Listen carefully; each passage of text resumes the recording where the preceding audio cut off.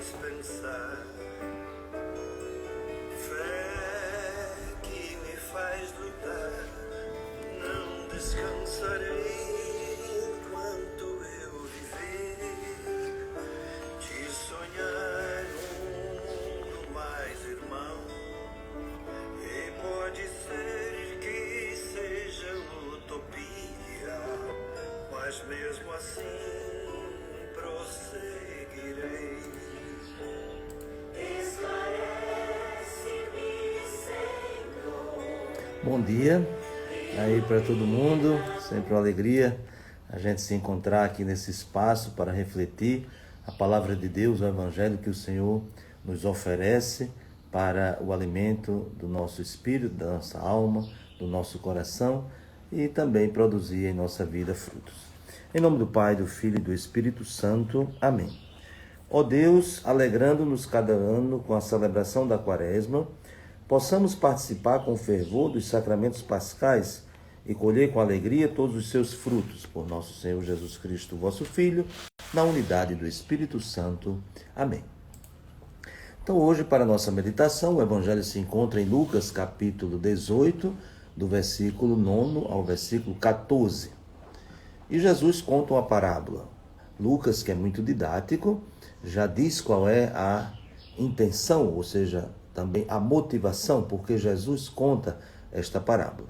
Então, no versículo 9 já se diz, Jesus contou esta parábola para alguns que confiavam na sua própria justiça e desprezavam os outros. Então, aqui nós temos um termo, podemos assim dizer, bíblico, teológico, de grande peso, justiça. Até o Evangelho de São Mateus, quando nós iniciamos o tempo da Quaresma, Jesus dizia justamente isso: se a vossa justiça não for maior do que a justiça dos escribas e fariseus, não podereis entrar no reino dos céus. O último versículo deste trecho de hoje também fala: eu vos digo, este último voltou para casa justificado e o outro não. Então, a primeira palavra sobre esse termo justiça na Bíblia.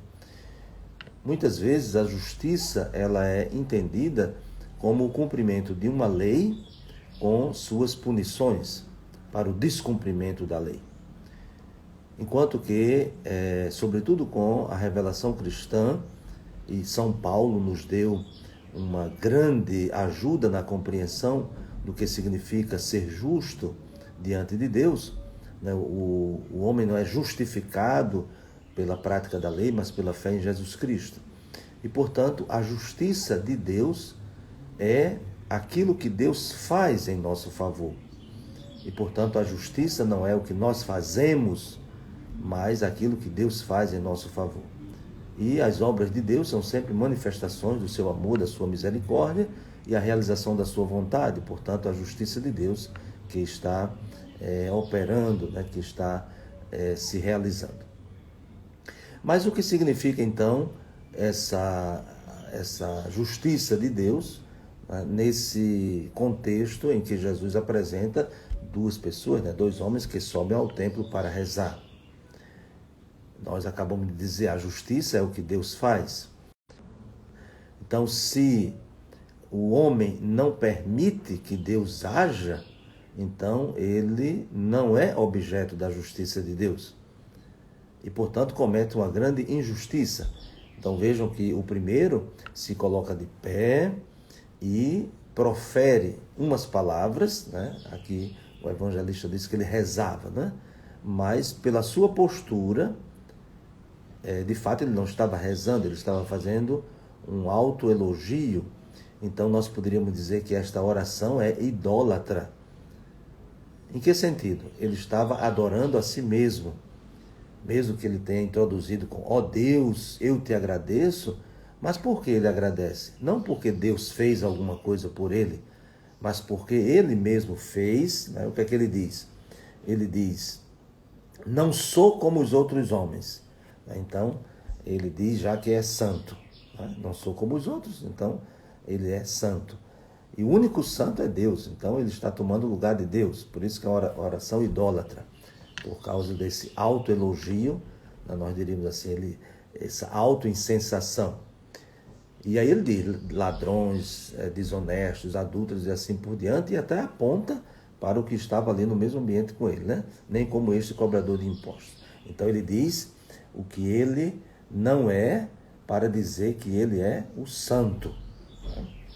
E, portanto, como nós dizíamos, ele toma o lugar de Deus, né? Santo é Deus. Depois ele diz o que ele faz: jejuo 2 vezes por semana e dou o dízimo em toda a minha renda. Então o judeu era obrigado a jejuar 1 vez no ano, e ele aqui faz 2 vezes por semana. Então, mais uma vez, ele está se autopromovendo.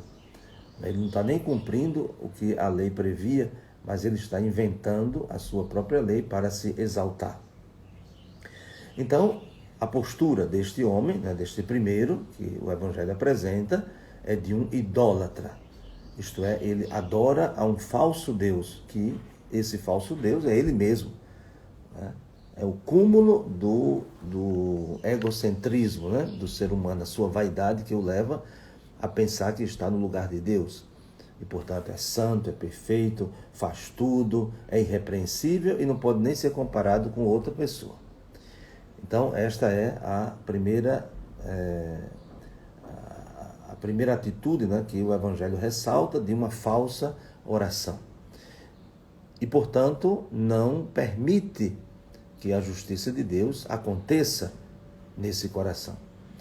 Já o segundo diz que era um cobrador de impostos, ou seja, um pecador, né, de carteirinha, ficou à distância, nem levantava os olhos para o céu, e, portanto, ele buscava Deus dentro dele, diferente do fariseu, que parece que está se projetando, né? Ele quer um espelho, né, para ser visto.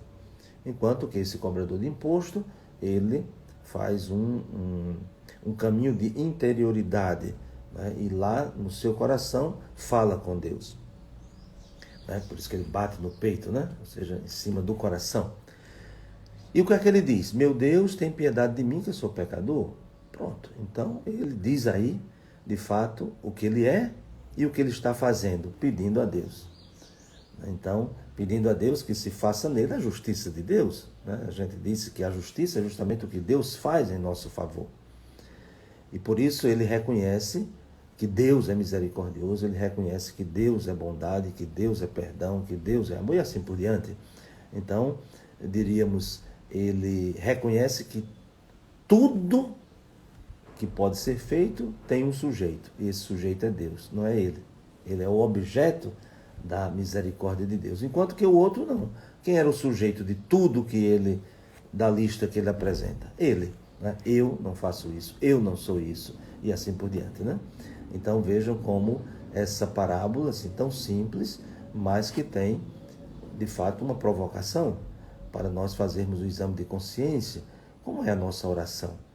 A nossa oração é para prestar contas a Deus do que nós fazemos, ou daquilo que nós aguardamos que Ele faça por nós, e Ele faça em nós. Por isso que Jesus diz no final do Evangelho que este, que não fez nada, assim, no sentido para se elogiar e para ser o conteúdo da sua oração, mas que estava, de fato, abrindo o seu coração para que Deus fizesse. Então, esse sim voltou justificado. O que significa justificado? Este voltou porque fez a vontade de Deus, isto é, que Deus nele realizou a sua vontade, ou seja, de perdão, de misericórdia e assim por diante. Então, quando nós nos fechamos, né, nesse nosso espírito presunçoso, né, vaidoso, orgulhoso, né, claro que devemos ter um empenho, né, não podemos ser acomodados, relaxados. Ah, Deus faz tudo, ah, Deus é que me salva, Deus é que me perdoa. Sim, mas tem que reconhecer que é pecador, tem que reconhecer que é necessitado, tem que reconhecer a necessidade de conversão e assim por diante. Agora, sabendo que o sujeito é Deus, é a força de Deus em nós que faz acontecer. E, portanto, esse primeiro não abre espaço para nenhuma ação de Deus. Se observar, ele não diz nada de que Deus fez isso ou fez aquilo por ele. Mas ele que fez tudo e ele que é o perfeito e não precisa de nada nem de ninguém, e muito menos de Deus. Portanto, ele ocupou o lugar de Deus, né? Ele é o ídolo que ele mesmo adora e cultua. Enquanto que o outro não. O outro diz, eu sou pecador e peço perdão. Então ele diz quem é e diz o que precisa. O outro diz o que é e o que não é e que não precisa de nada. Né? Então, se não precisa de nada, também não precisa de Deus. E, portanto, o grande desafio que o Evangelho nos lança hoje, de que, de fato, Deus realize a sua justiça em nós. E a justiça de Deus não é punição, mas a justiça de Deus é perdão, é misericórdia. Que desça sobre vós a bênção de Deus Todo-Poderoso, Pai, Filho e Espírito Santo. Amém. Um bom final de semana para todos, com as graças e as bênçãos de Deus.